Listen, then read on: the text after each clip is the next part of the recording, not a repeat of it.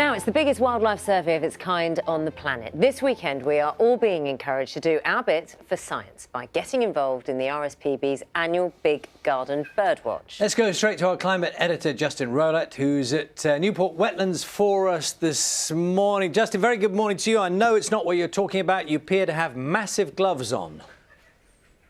I have got huge cold. It's cold here, Charlie, come on. But listen, we're trying to film. There are birds all around us, but it is notoriously difficult to film wildlife. So let's give it a go. Gary's going to try. There's a robin there. That's not a bad start. There were a little gang of blue tits. So let's see if they come. I don't think the blue tits are going to join us quite yet, but we are in the Newport Wetland National Nature Reserve. It's a huge nature reserve. It's almost 500 hectares of reed beds and wet grasslands.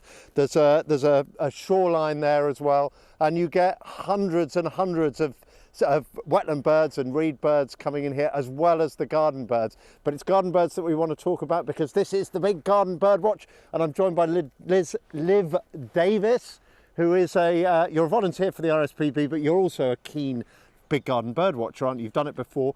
What do people need to do?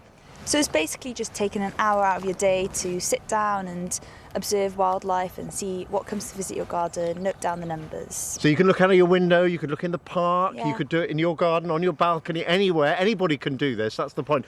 But what's interesting about your garden, you know the birds that come to your garden individually, don't you? Well, yeah, because I see them every day, so I'm used to seeing what comes. And there's house sparrows I get a single dunnock, 2 blue tits, and a coal tit, and an occasional wren as well. And we are just filming this magnificent pheasant here. Yeah. You don't get any pheasants That's Phil, I think. That's Phil. You actually know this pheasant. Yeah. You know all the gardens, but I'm interested in your jackdaws because you've got a pair of jackdaws and they mate for life, don't they? And you see them from your garden. Yeah, we have 2 jackdaws that live on the chimney opposite my house, so I know them, and lots of jackdaws where I live.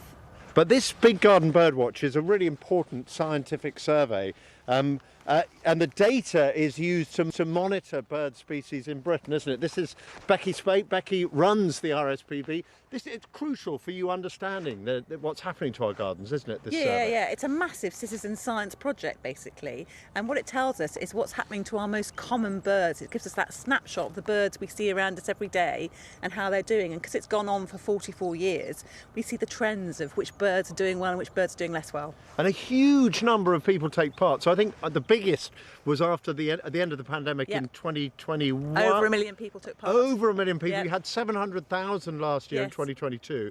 So you would expect hundreds of thousands of people to do this. Yeah, and it's not too late to take part now. You know, if you go onto our website and go on to RSPB/Birdwatch, you can sign up any time over this weekend. You can take part. Now, how useful is the information you gather? It's really useful. So we combine it with lots of other data sets to give us the state of the UK's birds, but it's really useful for those most common birds. So we can see that kind of birds like the song thrush, for example, has really declined over the years we've been doing the bird watch. And then there are other birds like the goldfinch, for example, which is doing quite well. So it just tells us the state of those trends, what's happening over time. Now, Liv was mentioning the sparrows in her garden. I don't get any sparrow. I live in London. Sparrow was the London bird. I don't get any sparrows in my garden. They've had a terrible decline, haven't they? Yeah, I mean, London sparrows were famous, and what's happened is that even though it comes number 1 in the Birdwatch, it's declined by about 57% over the time we've been doing the Birdwatch.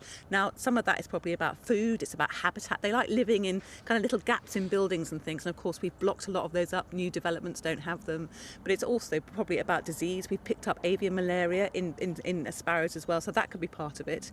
But they're actually doing a bit better over the last few years. So here in Wales, it's interesting that Liv said she sees them because they're actually doing a bit better here in Wales. So that's hopefully, fingers crossed, that's going to continue. Now, you mentioned the goldfinches are good news stories, but there's You know, the wood pigeon is doing particularly well. I think Yes. it's increased by about 10 times, hasn't Yeah, it? so a wood pigeon is a good example of a real generalist bird, and it's adapted really well to things like the intensification of how we farm over the last 50 years. So it's managing to find good food sources and good nesting in some of our more urban areas. I live in the middle of Nottingham and I get wood pigeons in my garden. So it's a very adaptable bird and it's managed to cope. It's the specialists that really struggle. Now, you've done something rather special with this Birdwatch. You've commissioned a survey, haven't you, to show how good bird watching can be for us as well as for the Yes. information that you get. Yeah, so it's good for the birds, it's good for nature, but it's good for us as well. And when we talk to people, about 90% of people said that they really feel like they benefit from being out in nature, listening to birdsong, watching birds. So it's really good for us as well, that connection with nature. It's one of the things people found in the pandemic, I think, and it's really continued on. So very important for us too. And as Beccy says, it's very easy to do. You're helping the RSPB understand what's happening in your gardens, but you're also helping yourself by getting that connection with nature. Go on the RSPB website, you can find out how to do it, join into the Big Garden Birdwatch, and we will report the results when they come in and tell you what is happening to the garden birds of Britain. I'll tell you what, Justin, you have delivered because you showed us a blue tit, a robin, a pheasant. You promised and you delivered. Thank you. How about that magnificent pheasant? He was great, wasn't he? He was lovely. He was lovely. You enjoy yourself. I'm glad the gloves are keeping you warm, and thank you for showing us around. And as Justin said, you can go to the RSPB website if you want to take part in the great big Birdwatch.